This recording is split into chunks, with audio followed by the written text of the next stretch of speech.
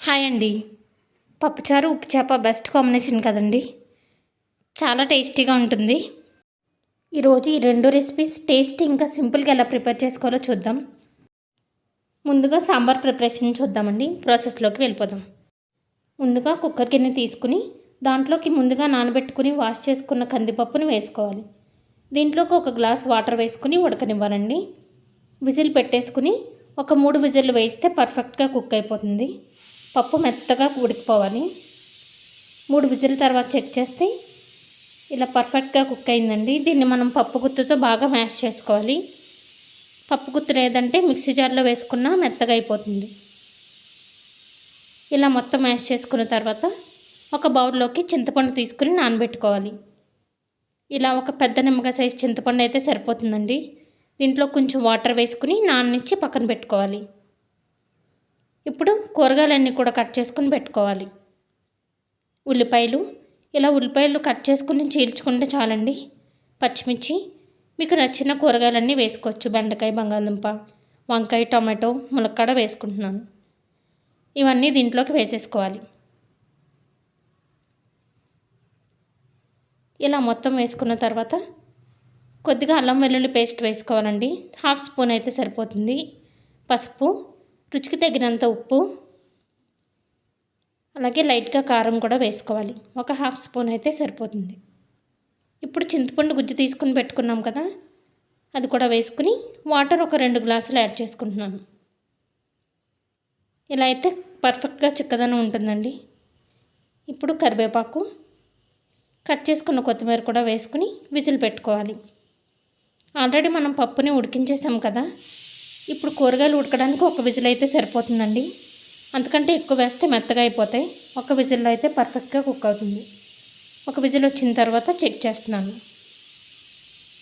చూసారు కదండి, అన్నీ పర్ఫెక్ట్గా కుక్ అయ్యాయి. ఇంకా సాల్ట్ పడుతుంది అనుకుంటే అడ్జస్ట్ చేసుకుని అప్పుడు తాలింపు పెట్టుకోవాలి. ఇప్పుడు ఇది పక్కన పెట్టుకుని తాలింపు పెట్టుకోవాలి. తాలింపు కోసం ముందుగా ఒక పాత్రను తీసుకుని అది హీట్ అయిన తర్వాత ఒక గరిట ఆయిల్ వేసుకోవాలి. ఆయిల్ హీట్ అయిన తర్వాత వెల్లుల్లిని దంచుకుని వేసుకోవాలి. 1 నిమిషం దీన్ని ఫ్రై చేసుకుని ఇప్పుడు కరివేపాకు, ఎండుమిర్చి, మినప్పప్పు, ఆవాలు, జీలకర్ర, ఇంకా మెంతులు ఇవన్నీ వేసుకుని బాగా ఫ్రై చేయాలి. ఇలా పోపు ఫ్రై అయిన తర్వాత స్టవ్ ఆఫ్ చేసుకుని ముందుగా ప్రిపేర్ చేసి పెట్టుకున్న సాంబార్లోకి తాలింపు అంతా వేసుకోవాలి. ఒకసారి బాగా మిక్స్ చేసుకుని సర్వ్ చేసుకోవడమే. అంతే అండి, ఎంతో టేస్టీగా రెడీ అయిపోయింది. ఇప్పుడు ఎండు చేప ఫ్రై ఎలా చేసుకోవాలో చూద్దాం. ఇదైతే పండుగప్ప అండి. మీరు ఏ చేప తీసుకున్నా కూడా ఇలా కొంచెం హాట్ వాటర్తో దీన్ని వాష్ చేసుకోవాలి. ఉప్పు చేపని బాగా వాష్ చేయకపోతే సాల్ట్ ఉండిపోతుందండి. పైనుండి మనకి కొన్ని అయితే పొలుసు ఉండిపోతాయి కదా చేపలు, అదంతా కూడా రిమూవ్ చేసుకోవాలి. ఇలా బాగా చేత్తో రిమూవ్ చేసుకుంటే ఈజీగా రిమూవ్ అయిపోతుందండి. హాట్ వాటర్లో వేసి దీన్ని వాష్ చేయాలి. ఇలా ఒకసారి వాష్ చేసిన తర్వాత 2-3 సార్లు నార్మల్ వాటర్తో వాష్ చేసుకుని వాటర్ ఏం లేకుండా ఇలా స్క్వీజ్ చేసుకుని పక్కన పెట్టుకోవాలి. వాటర్ లేకుండా చూసుకోవాలండి.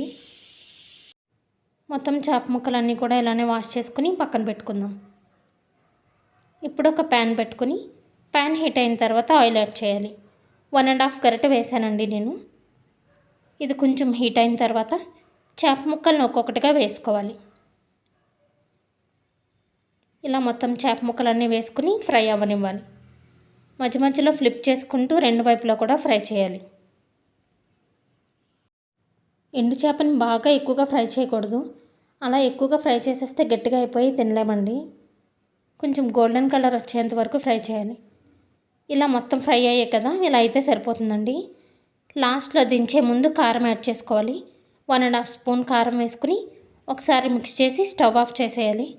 కారం వేసిన తర్వాత ఎక్కువసేపు మంట ఆన్లో ఉంచితే నల్లగా అయిపోతుందండి. వెంటనే స్టవ్ ఆఫ్ చేసుకోవాలి. అంతే అండి, ఇవి తీసుకుని సర్వ్ చేసుకోవడమే. పప్పుచారుతో సర్వ్ చేసుకుంటే చాలా టేస్టీగా ఉంటుందండి. మీరు కూడా ట్రై చేసి ఎలా వచ్చిందో కమెంట్ చేయండి. ఈ రెసిపీ కనుక మీకు నచ్చినట్టయితే లైక్ చేయండి, షేర్ చేయండి, సబ్స్క్రైబ్ చేసుకోండి. Thank you for watching.